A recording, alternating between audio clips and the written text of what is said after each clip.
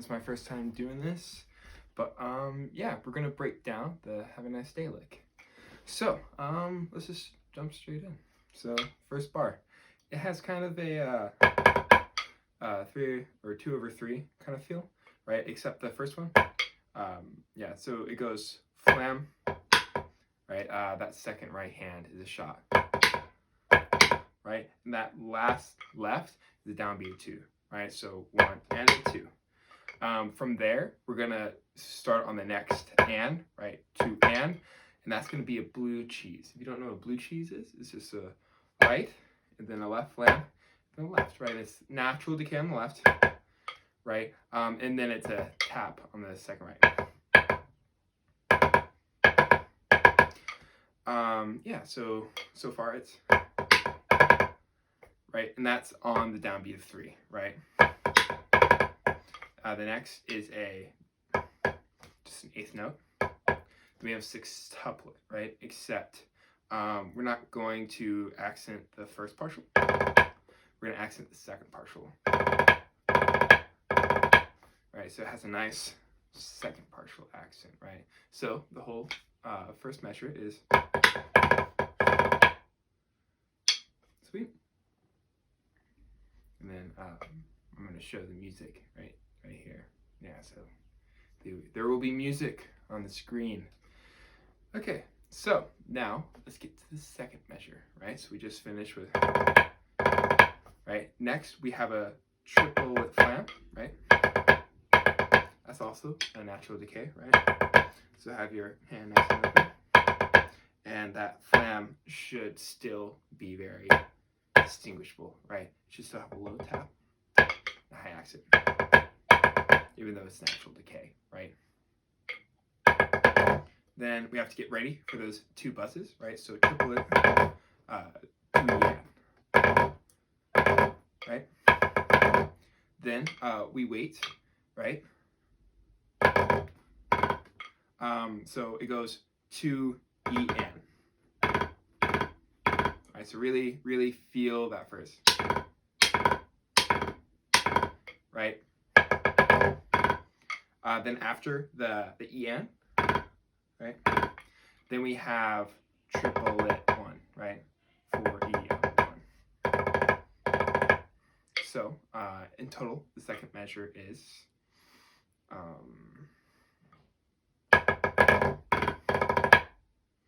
sweet, and that ends in a tap. So now we're gonna show the music. Yeah, and then now let's move on to the third measure, right? So we just finished this, right? And even though this transition goes from one measure to another, it still should be very succinct, right? Make sure that you try to make those as similar as possible, right? Because they're very different. I think that this double is at the speed where it should be mostly, right? It should be cranked out a little bit. It's kind of in that medium phase where it's part arm motion, right? But it's also part wrist motion, right? So you have a lot working, but a little bit from each section. Then you transition to mostly wrist, right? You still want your arm to be relaxed, right? If you tense up your arm and try to get that 6-tuplet motion out, it's just not going to work well, right? So we're going to have a nice, and this is on the last measure, right? So we're going to have a little bit of arm. We're going to switch to all wrist. You want to make sure that all sounds the same, right? It should sound like, or just the whole time. So yeah, after that, then we have a quarter note 5, right? Except we have a buzz, but on the 3rd beat, right? So that would be between the 3rd and the 4th partial of the 5-lit, right? Right. So that really marks where the 3rd beat is, right? And that should be, it should be like a big accent, maybe natural decay, but I think that mine just goes straight to about 6, right? So it doesn't go, right, 1, 2, 3, 4, 5, 1. It actually goes, so it stays at that 3 height instead of going right down to the 3-inch tap height, right? So it doesn't go directly down there, right? But that buzz is very down, right? So there should be, that should be very distinguishable, right? It should be very separated. And then you have 7-lit. And how I kind of think of this is it's kind of like a 6-tuplet, except you just add one more.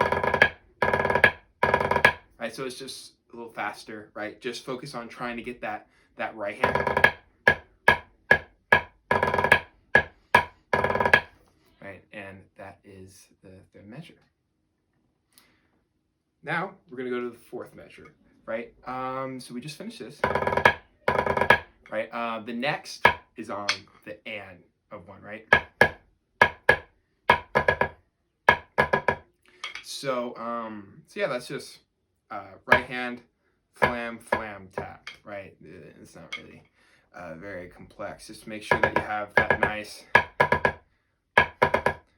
3 motion, and that you just get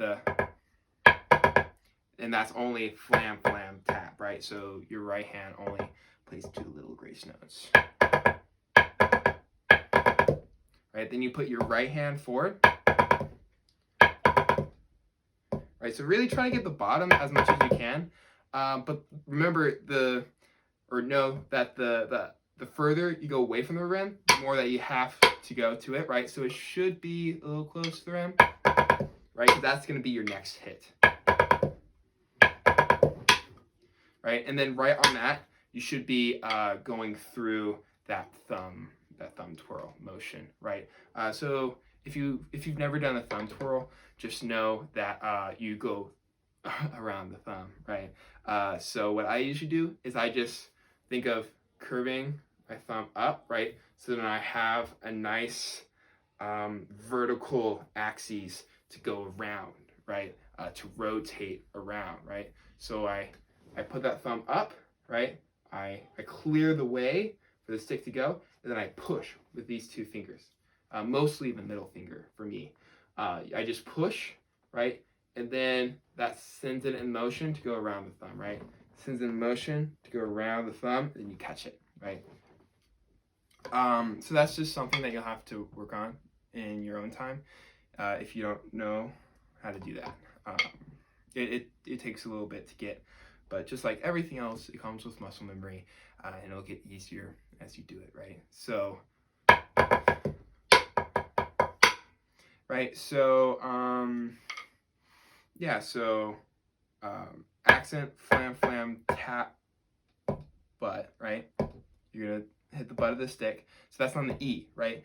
And then the next one's on the E, 4E, and 3E and a 4, right? Sorry. 3E and a 4, 1, right? Sweet. All right. Yeah, so now we've broken down every single of the 4 measures, right? So now you should be able to play by yourself. Yeah. So we're gonna play this at 144, right? And always practice with the Met, right? And when you first start practicing, you probably want to start at like 120, 130, and then just work your way up from there. I usually go up by 2s and just make sure that I have every motion down. I practice in a mirror, I take videos. I think that these are all really solid practice habits, but we're just gonna get right to it. I'm gonna play at 144, the whole thing, just as an example. So enjoy.